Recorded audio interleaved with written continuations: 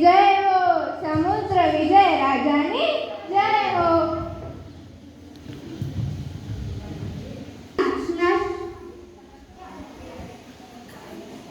પ્રિયમ બતા, આમ તો દોડતી દોડતી નાચતી નાચતી કેમ આવે છે? કાંઈ ખબર નથી પડતી. શું થયું? શું કહું રાજન, ખૂબ જ ખુશીના સમાચાર લાવી છું. મારું મન આજે હર્ષથી નાચી ઉઠ્યું છે.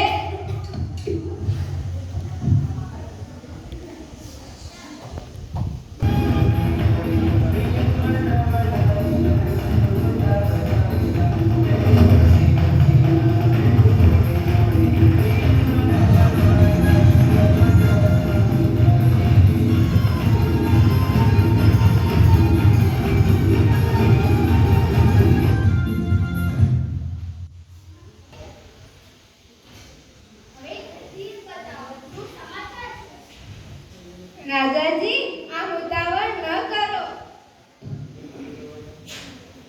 બસ ના કરા, મને બહુ તારે પરીક્ષા ના કરવાની. રાજાજી, સાંભળ્યું છે કે ધીરજના ફળ મીઠા જ હોય. પ્રિયમ બતા, તું ગોળ ગોળ વાત ન કર. હવે મને બહુ ના લજાવ. રાજાજી તો બહુ ગુસ્સે થઈ ગયા, પણ કાંઈ વાંધો નહીં. હું તમને એવા સમાચાર આપીશ કે તમારો બધો ગુસ્સો શાંત થઈ જશે. મારો આનંદ આકાશે પહોંચ્યો છે. થાય છે કે નાચ્યા કરું ને ઝૂમ્યા જ કરું.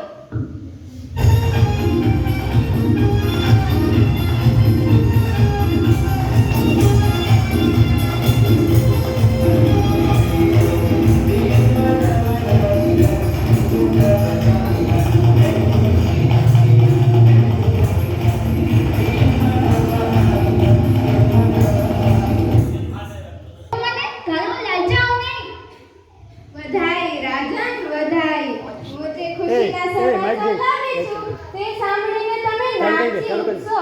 પણ એ તો કહો, ખુશીના સમાચાર સાંભળીને તમે મને શું આપશો? પહેલા તો મને સમાચાર ના, પછી બધી વાત કરીએ. ચાલુ તો સાંભળો રાજન, આજે મધ્યરાત્રિએ હું મારા ગુરુજીને પૂછવાનું તો ભૂલી જ ગઈ. તો મારા ગુરુજી, હું રાજાજીને સમાચાર આપી દઉં. તો સાંભળો રાજન, આજે મધ્યરાત્રિએ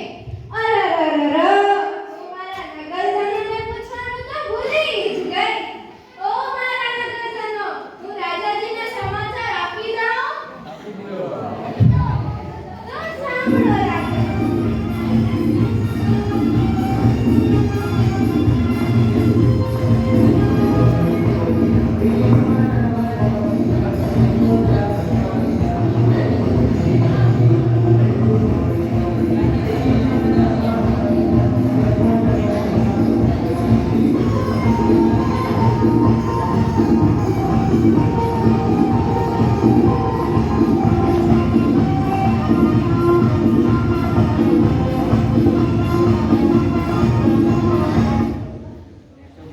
તો સાંભળો રાજન, આજે મધ્યરાત્રિએ મંદ મંદ પવન વાઈ રહ્યો હતો. પક્ષીઓ કલરવ કરી રહ્યા હતા. આકાશમાં તારા ટમટમી રહ્યા હતા. એવા સુંદર વાતાવરણમાં અમારા મહારાણીજીએ સૂર્ય જેવા તેજસ્વી, ચંદ્ર જેવા સૌમ્ય, કમળ જેવા કોમળ એવા પુત્ર રત્નને જન્મ આપ્યો.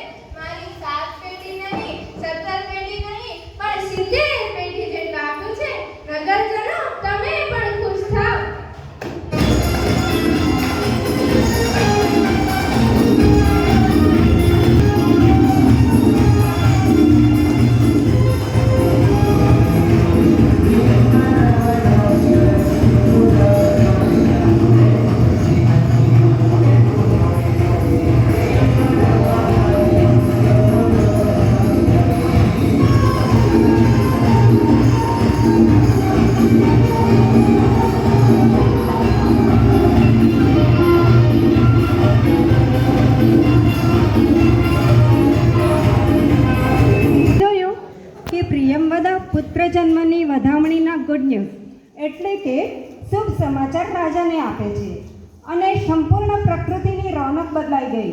કેમ બધા ખુશ થયા ને? સંપૂર્ણ પ્રકૃતિની રોનક બદલાઈ ગઈ. સરોવર બંને કાંઠે છલકાઈ ગયા.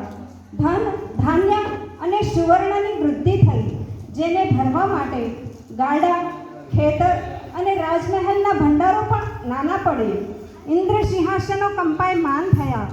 જ્યારે જગત પિતા બાળક રૂપે આ ધરતી પર અવતર્યા છે, ત્યારે 14 રાજલોકમાં આનંદ છવાઈ ગયો છે.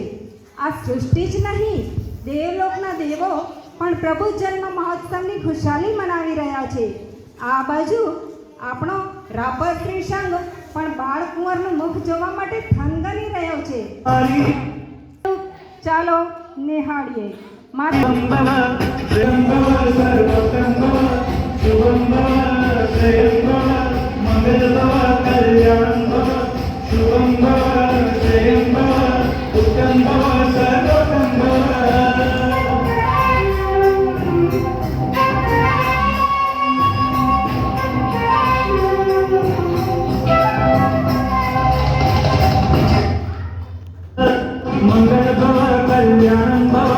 शुभं भव श्रेयं भव उत्तम भव सर्वोत्तम भव शुभं भव श्रेयं भव मंगल भव कल्याणं भव शुभं भव श्रेयं भव उत्तम भव